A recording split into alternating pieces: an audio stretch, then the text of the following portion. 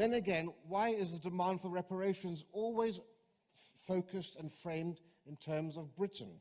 Why are no activists asking for reparations from the African states that were equally complicit in slavery? Should they not pay reparations? They provided the slaves that were transferred over the ocean, and millions more slaves were kept in slavery in Africa by other Africans, just as were being transported across the Atlantic. Why does nobody ever actually speak about that unpleasant truth?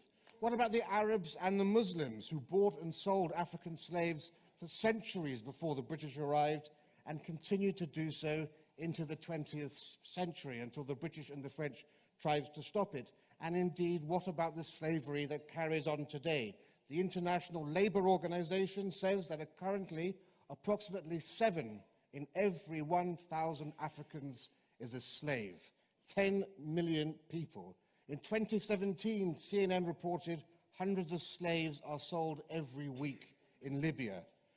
So much energy is given to historic reparation and the historic plight of slaves. I would have more time for the argument if the people actively pursuing that course of action were equally vocal about surely the far more horrendous plight of slaves today, where there are more slaves today in bondage, in slavery, than crossed over the Atlantic. So where are the protests outside the Nigerian High Commission?